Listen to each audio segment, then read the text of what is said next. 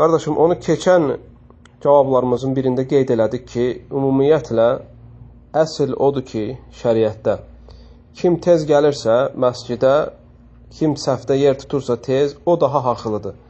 İstərsən böyük olsun, istərsən kiçik olsun, bunun fərqi yoxdur. Məlumdur ki, hətta uşaq balaca olsa belə səhvdə yer tutarsa, o olduğu yerdə qalır. Şeyx İbn Uteymin, Şeyx İbn Baz rahimehullah bunu belə deyirlər. Yəni, uşağı götürüb, balacadır deyə səhvdən çıxardıb yerinə girmək olmaz.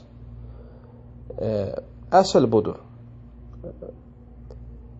Deməli, amma gəldi ki, uşaq dəstəmazsız deyəndə, bəli, əksər hallarda əgər uşaq həddi buluğuda çatmayıbsa, ola bilsin dəstəmazı saxlamır, ola bilsin dəstəmazsız qoşulur. Lakin uşaqları arxa səhvlərə atmamaq və yaxud uşaqları səhvlərdən çıxartmamaq da əsas hikmətlərdən biri odur ki, uşaqlar namaza qarşı soyumasınlar.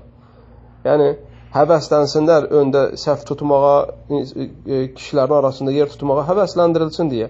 Əgər uşaqlar dəf olunarsa, çıxardılarsa, daimən təxirə qoyularsa, arxa səhvlərə atılarsa, bu uşaqda bir növ cəmaat namazına və ümumiyyətlə namazına nifrət oyadar.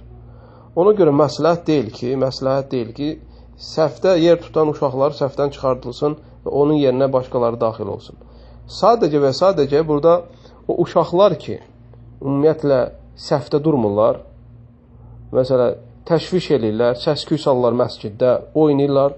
Belə uşaqlar məsləhət görmürlər ki, gətirəsən məsciddə insanların huşusunun getməyinə səbəb olar. Amma o uşaq ki, ağıllıdır, dərk eləyir, səhvdə durur və adam böyüklər kimi namaz qılır, belə uşaqları səhvdən götürmək düzgün deyil. İxlasla.com saytı tərəfindən təqdim olundu.